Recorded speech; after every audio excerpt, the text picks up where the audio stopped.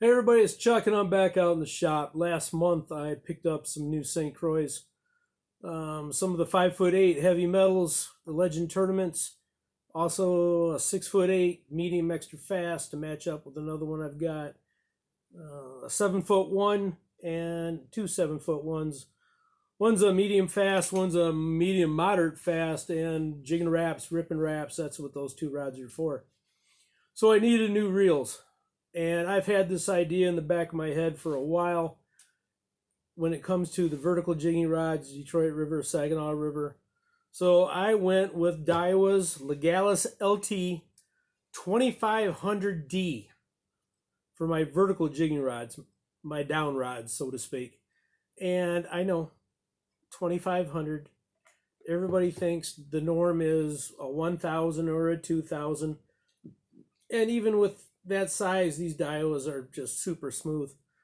But the main reason I did this was I wanted the handle to stick out further away and I wanted a bigger grip. Right? This is a 1000. If you look at 1000s versus 2000s, it's the same reel. It is a spool size difference. The guts, the back end, same reel. But like I said, I wanted something different. I wanted that thing to stick out. I want to be able to fight. I can get one finger on that grip with the thumb behind it. I can get two fingers on this grip with my thumb behind it, and it's just super easy, super smooth. Again, it's the Legalis LT 2500. I've got some really high dollar Daiwas, and like $180, $175 back when I bought them, and that 2000 weighs more than this 2500 does. So where some of the 2000s would weigh 6.7 ounces, this weighs 7.2. I can pick this up on that 5'8" Legend tournament walleye rod, and that 2500D with the 5:3 to 1 gear ratio balances out super smooth. And then I can show you how far that handle sticks out, how nice this grip is, and fighting a fish is like this versus kind of scrunching your shoulders and reeling in like that. Perfect way to fight a fish. Another big difference is 11 pounds max drag, 22 pounds max drag. Right? You're going to add years to the life of the reel. It's going to be able to handle better fish, bigger fish. So for the casting rods and the snap jig rod, I've got the Legalis LT 2500D XH. 5:3 to 1 gear ratio in my vertical jig rods, 6.2 to 1 gear ratio in my casting. It's huge to be able to pick up your slack when you're casting, whether it's a jigging wrap or a ripping wrap. You want to be able to keep a tight line while it falls, so you don't want it sloppy. I'll just say you don't want it sloppy. You're going to miss fish. You're going to get snagged. It happens. So that's why I went with the faster gear ratio. Even with the 5'3", it wasn't that long ago, 4.7 to 1 was a pretty fast reel. So on those reels, I went with high vis yellow and neon green. This is 10 pound Suffix 832 advanced. Super subtle.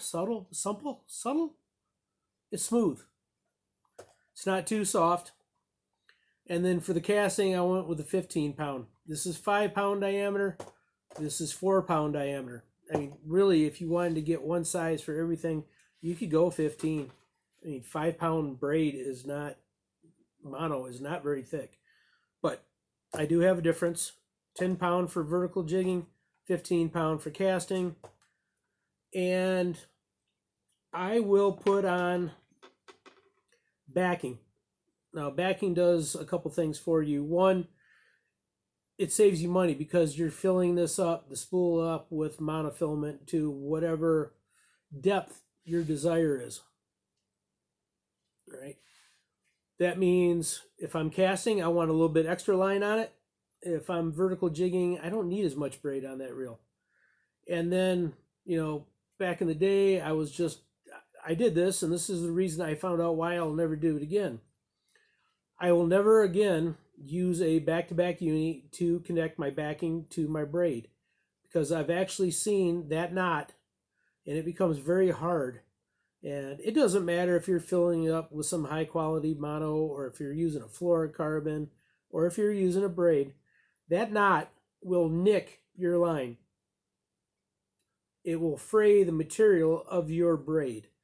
It creates a weak spot. So I got rid of it. I don't do it anymore. What I do is I fill it up with the mono to whatever depth I want. Then I will take electric tape, cut it into strips, secure that monofilament. Then by using an arbor knot, I will connect the braid to that reel and then continue to fill it up to the depth I want. Now the first buddy of mine says something that blue and yellow looks like Michigan. They're getting tossed out of the boat. Just saying. I went with two different colors. I actually started out with the neon green. I used high-vis yellow. We were jigging for panfish through the ice for ages. But the one time I bought a big spool, they were out of yellow, so I bought the neon green. And I'm very, very happy with it. Very happy with it. But I am somewhat ambidextrous. So there is a different reason why I'm still running green and yellow while I'm vertical jigging. Main reason is, like I said, I'm somewhat ambidextrous. When I was a kid, I couldn't learn to drive a car with a automatic transmission. I had to learn with a standard or a stick. My dad was the same way when it came to casting. Wasn't allowed to use a spinning reel until I learned how to use a bait caster. So I would literally throw out with my right hand like you're supposed to, and before that lure would hit the water, it was in my left hand and I'm ready to reel with my right hand. That's a right-handed reel combination with the rod for people using a bait caster. Left-handed, you should be throwing it with your left hand, switching it to your right, and then reeling with your right. I lost that ability a long time ago. But because of ice fishing, I learned how to reel with my left hand fairly well. Real well. I mean, I've caught big fish with the offhand. And main reason is I learned through ice fishing that I could control my jigging pattern better with my right hand than I could with my left hand. So out of necessity, I just kept sticking to it and taught myself to reel with my left hand. So I can actually jig two rods at the same time. And if this rod goes off, I toss that one and start reeling. If this rod goes off, toss that one and start reeling. If you don't know how to do it, it's not hard. Practice a little bit. You could probably pick it up in like 2 or 3 days on the water. It is not difficult. But if you are dead set against doing it, the main reason I picked the different colors is like I said, I'm somewhat ambidextrous, so I'm running two rods at the same time. But I could have 4 to 6 rods out on the boat with me. So I want each color to represent something different. Now I put rod sleeves on my rods to help protect them. I put lure wraps on so my combination is not out there for everybody to see, during tournaments. Plus it helps not to have hooks laying flat and bare everywhere. They just tend to get stuck in things. So if I am on the Saginaw River, one of those colors is going to be a 3/8 jig. That's my go-to tournament. But if it is windy, I might go to a 1/2 ounce, or in this case, a 5 ounce jig. And that's about as heavy as I go in the sag. All right. If I was to try to do one of these on one rod and another rod, this 1/2 ounce 5/8 is staying vertical. This 3/8 is 15 feet behind the boat. I'm going to lose stuff that way. You're not feeling it. You're just hoping and praying you don't get snagged up. Same thing in Detroit. 90% of the time, I will want a 5/8. Even up by the Ambassador Bridge in 40 feet of water, I want a 5/8. It's all about boat control. All right. Sometimes they want a slow presentation or a slow drift, and then I will go heavier. Sometimes they want a faster and I will use the 5/8. Sometimes I'm in that deep water and it's windy. I'll use a 3/4 or a 1 ounce. Sometimes it's in the slack water, Trenton Channel, up by the salt mines. I'm going to use something like this, a 5/8 or even a half. But because of the rod sleeve, because of the lure wrap, it's hard to tell what's on which rod because they're all between 5/8 and 6/3. And when you put a sleeve on, they all look like they're the same.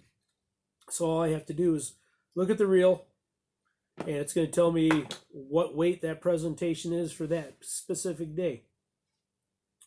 All right, to sum up,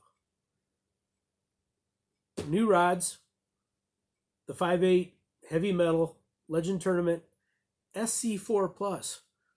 Super lightweight, still as strong as the original.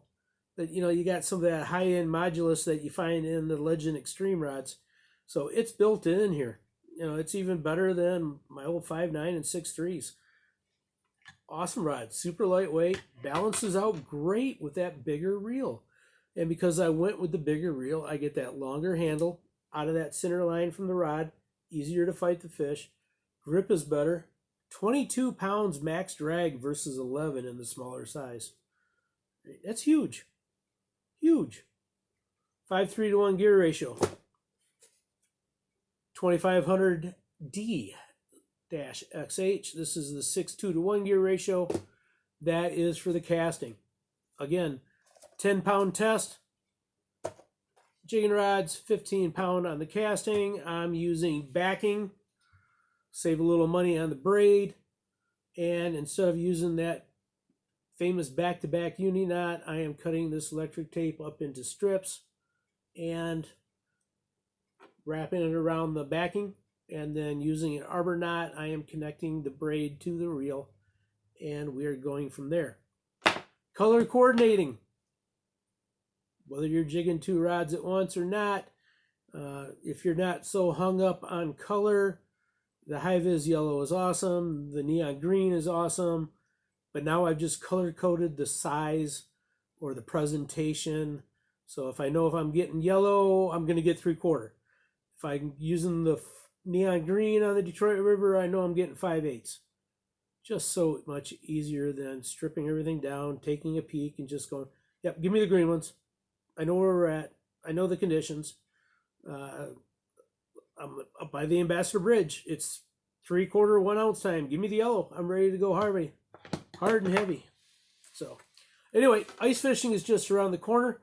Got a lot of new stuff coming out from Clam Outdoors. Jiffy is got their products ready to go. St. Croix, as always.